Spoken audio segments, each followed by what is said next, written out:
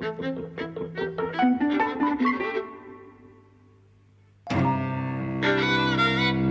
and welcome to Eavesdropping at the Movies. I'm Mike. And I'm Jose. And today we're seeing our first Marvel film in a little while. The last one we shared was Shang-Chi and the Legend of the Ten Rings, which we liked. We didn't see Eternals together, and we didn't see Spider-Man No Way Home together. We didn't podcast on either of those. Oh, really? Yeah. Well, what a pity. We should have a podcast on Spider-Man. Well, I mean, big waste of time, really. But that's where they started to get into the idea of the multiverse. And What do that's you mean, big waste of time? Our original insight. Well, the film was a big waste of time, really. I liked it, you see. That's a good podcast already. This is Doctor Strange and the Multiverse of Madness, where the multiverse explodes. So we've gone from Iron Man in 2008 being a man versus another man wearing metal, to space, to magic, to other dimensions, other universes, which are linked. There will be spoilers coming up. Yeah, from the beginning. So the film really, really heavily depends, I think, on you knowing previous events in the Marvel series. It's as a standalone film, it works far less than something like Shang-Chi did, I think, which I suppose that's kind of an origin story too. It was introducing a character. Here, I think you have to know WandaVision to an extent. You have to know previous events. No? Well, I don't know. Yeah. Right. Well, you haven't seen WandaVision, have you? I haven't seen WandaVision. Well, I saw a couple of episodes. I told you to finish it because I know, but I never watch a Marvel TV series, and I watched that one. Okay, well, I will watch it, but I've just not been able to bring myself to do it because I didn't like the first couple of episodes, really. That's why it improves. Everyone said that. I know. And actually, the thing about knowing a lot about the Marvel Universe, I mean, the Marvel Universe I know is quite different from this one in the sense that, for example, the Scarlet Witch was always a Scarlet Witch, right? So somehow this development, in quotation marks, that, there's now this other entity, this dark whatever that has taken over Wanda and made her into the Scarlet Witch. I mean, it's certainly not the Marvel Universe as I knew it in the comic books from before. So I think the plot is a bit difficult to follow, yeah, and I'm not sure that is due to whatever knowledge you have of, the Marvel Universe. I think it's a problem with the film, really. Yeah, I think so. It's stuffed. It's heavily stuffed. It's doing too much. This thing about Wanda being, a separate entity, and Scarlet Witch being an alter ego, is provided here as an excuse for her, in a way. Because I think, we're really going to be in spoiler territory, basically, from now.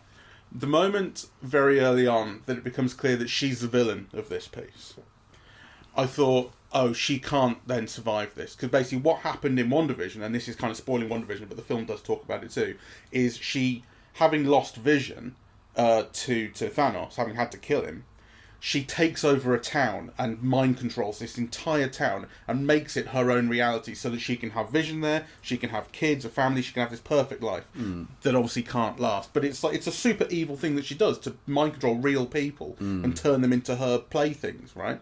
For her fantasy. And at the start of this, she's apologising for it, but immediately becomes clear that she's still at it. And she's still creating a world that she wants to live in, and she's still seeking one. And now it's about seeking this girl who's able to travel through the multiverse, which is a thing people can't do, so that she can find a universe in which these kids actually exist and she can have her perfect family. And the moment that it became clear that she was the villain, I thought, because this is so evil of her, and she has been so evil, and essentially unrepentant, she won't survive this.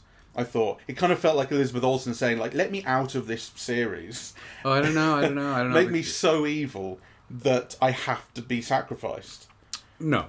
There are things about it that are so interesting, and I don't think that in a place that has multiple universes and multiple identities, and in fact, Wanda survives with her children, I don't think that that's a rationale for getting for Elizabeth Olsen to get out of the series. In fact, I have no idea whether she's... I think it's the opposite. I think this film provides her with her greatest screen role. She is really, really good in it. She gets to play a double role. She gets to play a whole bunch of sides of character. And I think she's one of the great strengths of the film, though, I've never particularly been a fan of hers, but she's wonderful in this. I think, though, that the film raises an interesting question. because on the one hand, the film is full of unexpected female strength in a Marvel film. Yeah, the main villain, the person who's the key to the multiverse, and the love interest. Yeah, that's quite a series. The love interest who is also like a scientific genius. Plus, Miss Marvel and Captain America now being a woman, and there's a whole bunch of things that, I think the film has made a project out of like focusing on women. However, it raises to me the interesting dilemma of, what happens. So on the one hand, you want women to occupy all kinds of roles in a film, but then how the film does it, I think, is so problematic, right? Because it does so through motherhood. So, that line, I'm not a monster, I'm a mother, right? But actually, that whole drive to motherhood, what it signifies about, our attribution of evil to particular types of motherhood. I mean, I found it both fascinating and I found it incredibly problematic, and I suspect that there's going to be a whole ream of, academic journal articles written on this facet of the film. Psycho mom, tiger mom, who will kill anyone and end any universe she has to in order to be with her two kids. Who are not hers. That she invented, and these ones, from another universe as well, aren't hers. Yes. It's a nutty... I was thinking about that the whole way through, and I think, And then the resolution you ultimately get when she's confronted with them and confronted with what she's done and decides to end this, I felt was very unsatisfying as well. Didn't feel earned enough. No, it's a film that's odd because, I was just dazzled by some aspects of it. Like, all of the visuals. That bit where they go through all the multiverses and some of them are paint and then they're cartoons and then... I thought, wow, it's just amazing, really. I think it is visually an astonishing film. You could see how much work has gone into it, and also it's full of storytelling, virtuosic storytelling. So for example, that signaling of the change from Wanda, to the Scarlet Witch just by the red ping in her eyes, and how quickly that's conveyed, and then how that becomes a trope throughout the film. I thought, this is amazing. Right. Although you have had a scene just before that in which a person explains to you in words, this is what's going to happen in the next scene, basically. This person is going to take over this person's body. So you only need a flash in the eyes to show that's happening. Okay, well, but a flash in the eyes is what you get, and then it's kind of pursued throughout. I thought that was amazing. Because it so easily conveys such a complex thing, really. Yeah, but because you've had it explained to you immediately. Okay, well, I forget the explanation. Dreamwalking. It's Chiwetel Ejiofor's character who explains Dreamwalking when he drugs. But the thing is that this happens before. No, it doesn't. Yes, it happens before Chiwetel Ejiofor even appears on the screen. That whole thing with the mother and her children, and then kind of her eyes turning to red happens before they appear. Okay, I would like to watch it again. I really don't think it does. I think it does. It's explained to you, then it happens. No, I think... Because part of what I was thinking as the film goes on is they can just do anything these days. Not only with the multiverse, but also with magic, which the film is all about. Strange and Wanda are all about magic. That you could just... A lot of the film is just more stuff, because they can invent anything, they can do anything, and that's one of these things where I thought, okay, so they've invented this Dreamwalking now, so we're going to see it pretty soon. Well, I think, things like that were all kind of staples of comic books, like fantasy and magic and so on. So I don't think it takes a big leap to kind of go into the film's world around that. No, I don't mean in that sense. I don't mean like they've invented it for the film and that kind of thing. But I mean, like, rules are now no longer, or precedent is now no longer, it's completely out the window. Because we really can just do whatever we fancy doing with a wave of the hand. And I think Sam Raimi is doing some really complex and interesting things. So the projection of the mind, or a conveying of thought, or through this alternate universe, like how worlds kind of get shaped differently through iconic images that remain. So, Strange's house, right? Yeah, how all of a sudden kind of a whole different universe is conveyed through the way that it's drawn or imagined, or, I think there's a lot of, really fascinating visual things. I think narratively, to me, the film doesn't hold together. And as an experience where you expect, I don't know, to be excited or to laugh or to feel, I think the film's a flop. Yeah. I mean, it didn't have a single laugh in it. Well, it had a couple. But Yeah, it had like mild here and there. Little chuckles. Well, not really. So it's Sam Raimi directing, and people were very excited about it because he previously, I think the last thing he'd done was maybe Oz, the Great and Powerful, which I never saw. I love that, yes. Right. But he was well known for having done the Spider-Man series with Tobey Maguire. And then before that, he was obviously known for Evil Dead and He Dragged Me to Hell, which was very similar. Oz was a big hit. That was with, what's his name, who is now Persona? James Franco. Yeah, Grata. Who was wonderful in it. But I suppose I was kind of thinking, like, which Sam Raimi are we going to get? Is it going to be the superhero Sam Raimi, which you would think it's a superhero film, or Evil Dead?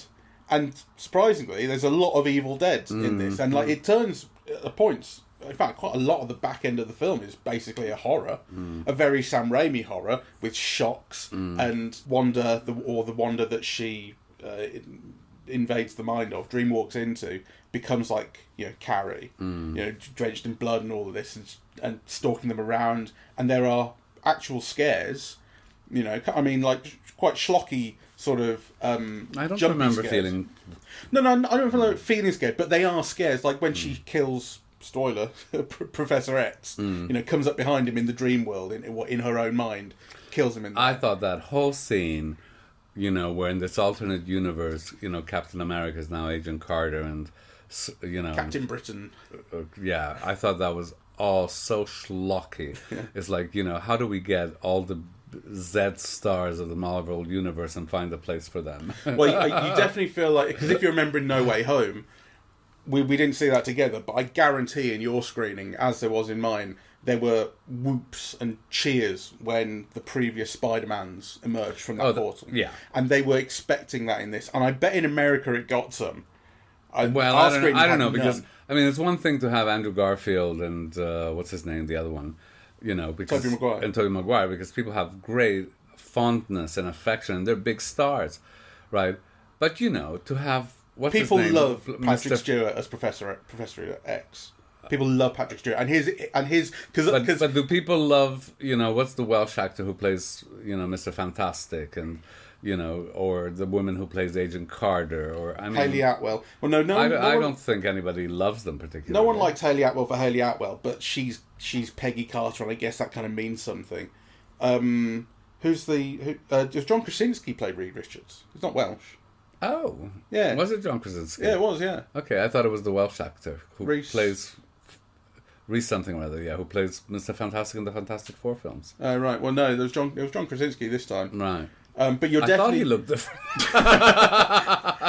You're definitely meant to have a moment when Professor X appears. Because if you weren't, he would just have been in that meeting at the start, for one thing. But they give him his own entrance to it, don't they? No, yeah, they do. And it didn't get one in our screening, at least. And our screening but to be fair, I think he's the only one who has any particular resonance. And partly through Star Trek as well. And I also think that... I mean, it was interesting, that scene, because he is a meaningful character and people care for him and love him. The Fantastic Four has... I mean, I thought that was a joke. Like Fantastic Four, no one's ever really...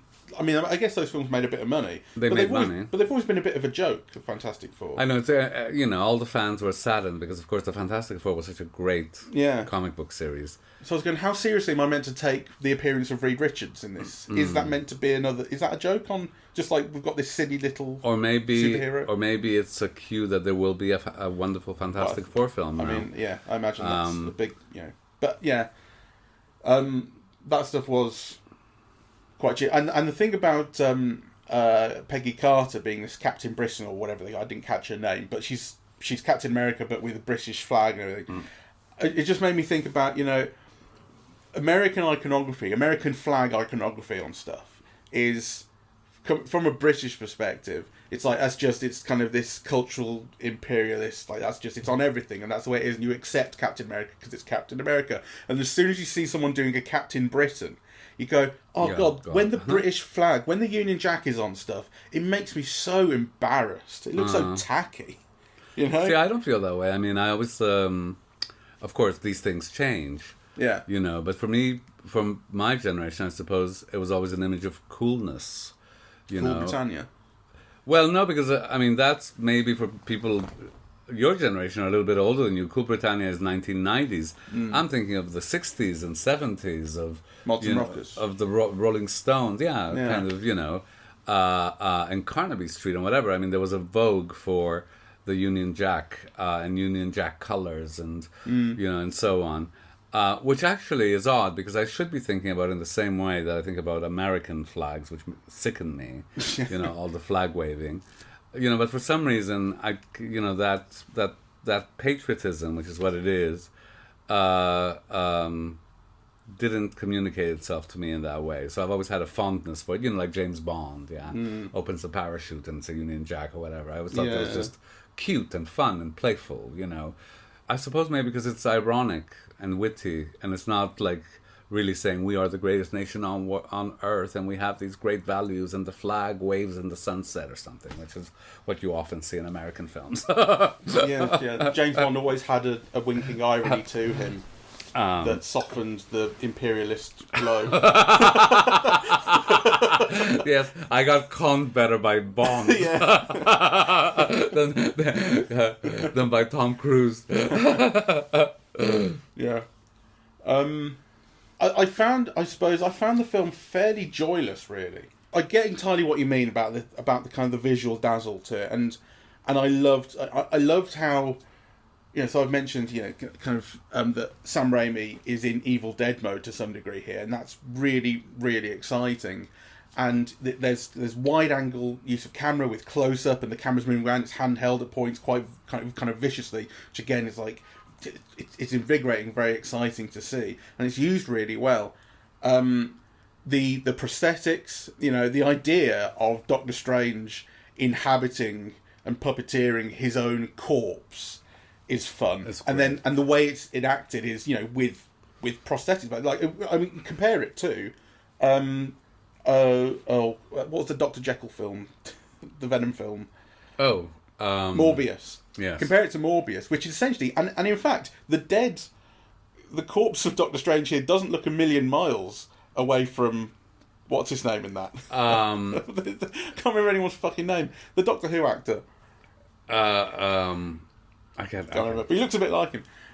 But there, we were talking about the preponderance of CGI and how heavily it was used and that it kind of got in the way of the performances. Now here, it's cartoony and there's never going to be a great performance given underneath all of that prosthetic, but it's not meant to be. It's a very small thing. But it's so textured, I mean. But it's cheap. It's fun. It looks like that 1980s, plastic. Also, it's like zombie strange, isn't it? Exactly. And it has that look. And actually, one of the wonderful things about the film is how each scene has its look. Yeah. There's a lot of charm to the way those things are used. And they don't kind of get in the way. They kind of merge quite nicely with what we've come to expect from Marvel in beautiful, very, very detailed CGI. That is at times quite expressive. I love the idea of the portal being a star shape every time. It says something about that character. She's a young girl, and so even though she's the only one in the entire multiverse who's like her, and she's lost her parents. And she's scared and all of this. She's still a young girl who has a sparkly star to travel places. And she's a young girl called America Chavez. Yeah. Which is very significant. I mean, I don't know if the screenwriters were drawing on Chavez, the famous California union organizer, right? But Chavez is a Mexican name that has a particular resonance in America. So to call this powerful child... who is called America Chavez, feels important. And the first name America leads to all sorts of lines like, is America okay? America doesn't have long left. Yes. I thought the film failed ultimately, though, it wasn't... It was a bit... I looked at my watch once, so it felt longer than the 2 hours, right? So without being quite dull. Yeah. But I think ultimately, it fails. And it fails, I think, for two reasons. Because the film has these two plot lines that... Well, three. But, we've talked about one, the whole motherhood thing with the villainess. The other is, at the beginning, Strange decides to sacrifice America for the good of the universe. See, Yeah. we're doing it now. Sacrifice America. Yeah. So we initially meet a different Strange at the start who's already got this Yes. girl. And the film sees that as a horrible moral transgression. And I think that fails because, I'm thinking, why is it a moral transgression? If you sacrifice one life to save, 100 billion others, what's wrong with that? Now you're thinking like Thanos. Why? I mean, to me, it feels completely logical, and that is why kind of, soldiers are often called to sacrifice themselves. It's often to save another life, not even, billions. So I just don't see that as a powerful magnet that Strange changes, really. Because I think it partly is because it's not given to her as a choice to do that. Strange takes it upon himself. I get it, and that was clever of the screenwriters to do it. But it still doesn't feel like something that like people would be aghast at. I wouldn't be aghast at it. So Well, to be fair, at the start of the film as well, we don't really know the stakes. We're basically told it's going to be some sort of saving. I don't think we're even told it's going to be a saving the universe thing. They're just being taken by this. Well, he demon. says it as he's killing her. I'm sorry, it's for the good of the universe. Yeah, but we don't have much context, really, do we? Well, you have the context. And we are still being faced with a man, supposedly our hero, who we don't know at that point is a different Strange. But even if he is a different Strange, even if we knew that, he's still our hero, killing a young girl. I mean, we don't really know why. And by the time we get to the end of the film, we're also confronted with the idea that there was a different solution all along. Yeah. To make that the big moral development of the film, the big change, is to me a problem. I mean, the problem I had with Strange as a character was if you think about kind of development for him, the whole thing we're given, and it comes through the relationship with the Rachel McAdams character as well. That was going to be my other point. Oh, right. Well, what I was going to say is that the thing we're given about him is like he always at some point does the wrong thing, or does something selfish. And then we essentially get to a point where it's like he doesn't do that for once, and we're supposed to cheer. Yeah. So he wasn't a dick once in his life. Yeah, and also the whole thing revolves around his avowal of love, right? Because, he Strange and whatever the Rachel McAdams character is called, they're always like in each other's lives. They're always in love. They could never make their relationship work, right? And part of the reason is obviously that Strange never commits, right? And the big thing at the end is like, I love you and blah blah blah. And you think, well, that's not enough of a payoff, really. I felt like that's something the audience already knew. Right, so how can that be a payoff unless... It's just the fact that he's saying it, I suppose. Yeah, but that to me is not... it's not enough for the film. So the revelation of love, the motherhood issue, and then the change in moral stance, those are the three main themes that go throughout the film, and they're all weak. The motherhood thing's especially weak because I think those kids are annoying little cunts. Why you would want to destroy the universe to get to them?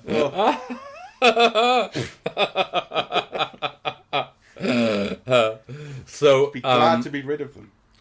But I must say, on the other hand, I really did feel dazzled. You really think this is like a great visual filmmaker at work, and he's doing fascinating things and really avant-garde things, like the way that the images, unfurl and unfold, and the way that they become subjective or objective, and the way that reality falls apart and reconstructs itself. I mean, those are all amazing.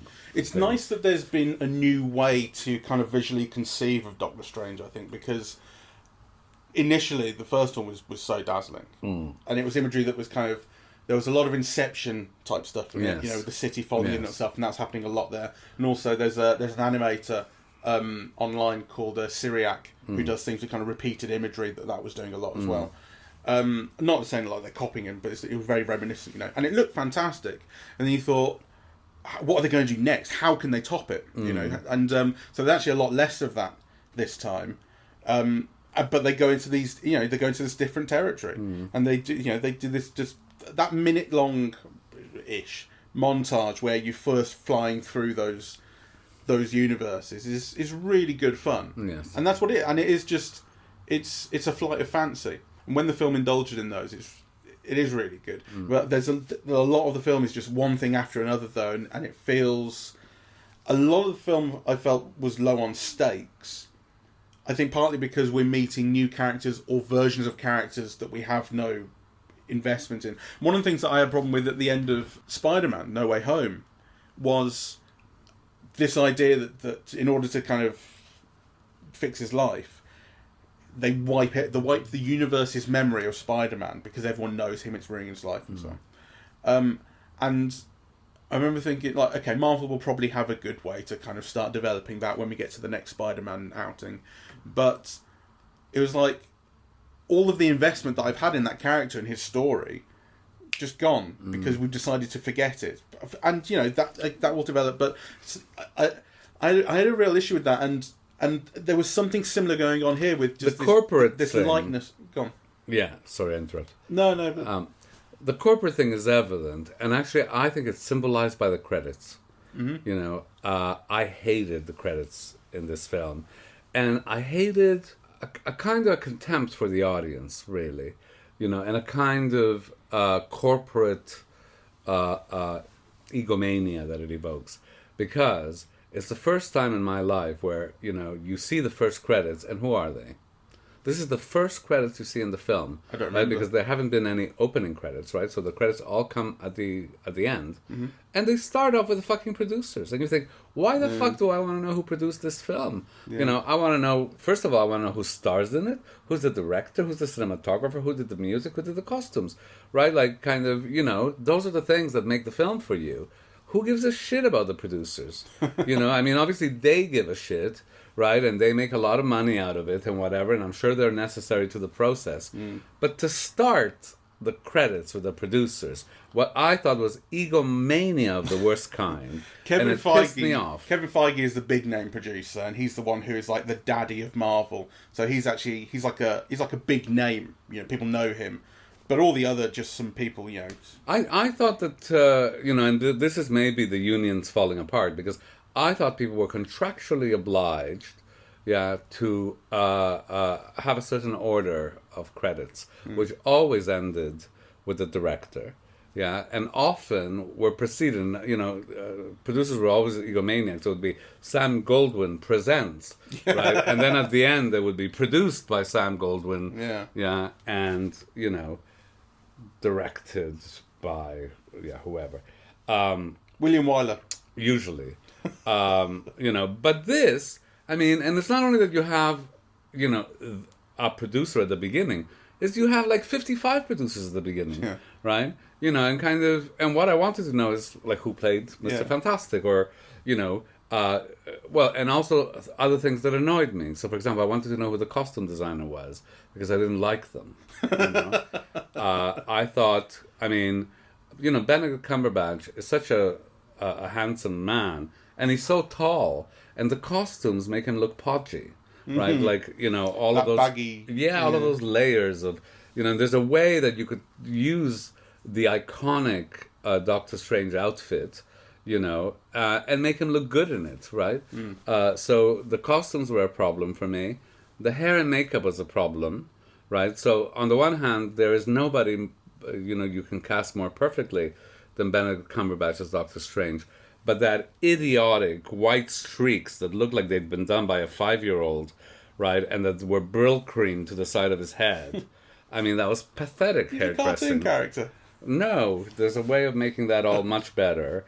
And that stupid beard where you have the goatee. He's a cartoon character. No, he's mad. There's better ways of doing it. That idiotic beard with you know, where you just have this side bit leaping up, absurd. Yes. He's a cartoon character. You could make a cartoon character look better. You know, if he doesn't have silly, you know, hair and makeup atrocious.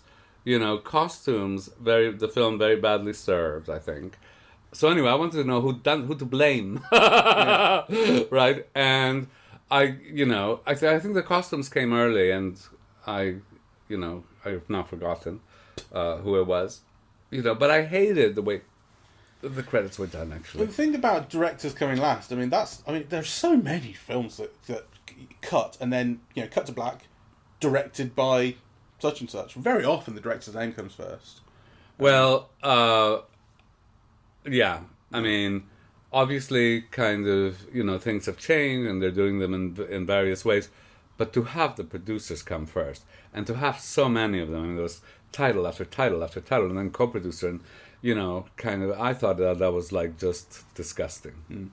I can't say I noticed it, but I'd be interested to look at the credits again and see how many producers showed up. Before the stars, right? I mean, I think they were being a bit cute, and the rationale was that... you build up to the stars. Yeah. I think that is how they think it was in reverse order. So you get Marvel Presents and then the title of the film at the very end, right?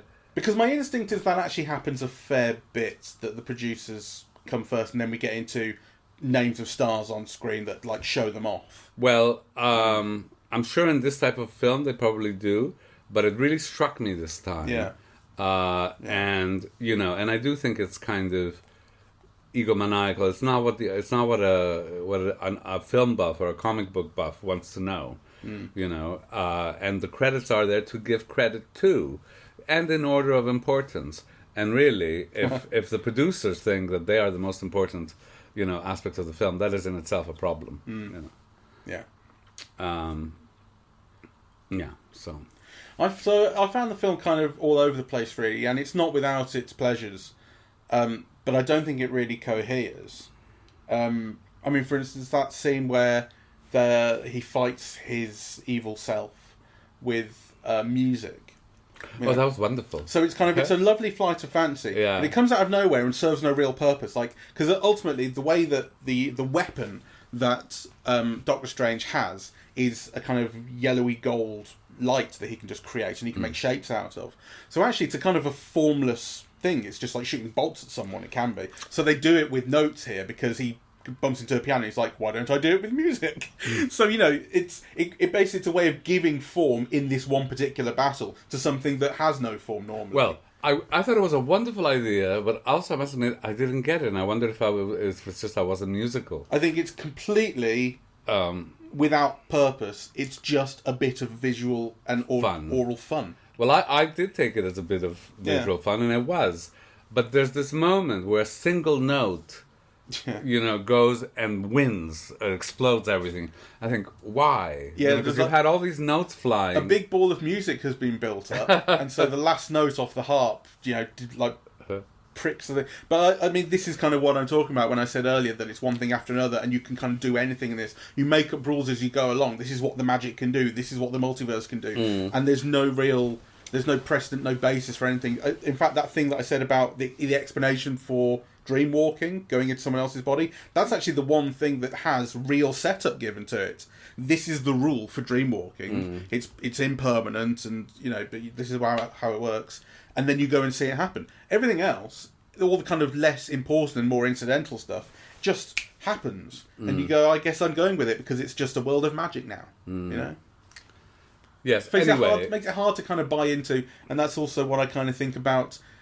Essentially going into the multiverse, which starts to feel like a bit of a get-out clause and an escape from... You write yourself into a corner, you can just go, multiverse! And wind up somewhere else, and, I suppose my main criticism of it is that, films, to me, are an experience, right? And they're an experience that involve meaning and feeling, that's conveyed through images and sounds. And this is why I'm always a proselytizer for cinema, and for a big screen and so on, because I think those things make a difference in how you see and how you feel.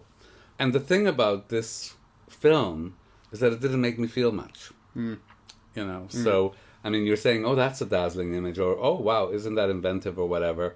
And on the other hand, you're not laughing much, you're not excited, you're not emotionally involved. And therefore, for me, the film is a failure. A very ambitious one, I think. In some ways. But nonetheless, it doesn't quite work. All right. Well, thank you very much for listening. We are eavesdropping at the movies, and we are on Apple Podcasts, Audible, Google Podcasts, Spotify, SoundCloud, and YouTube. On social media, we're on Facebook and Twitter. And the website is eavesdroppingatthemovies.com. Bye-bye. Bye-bye.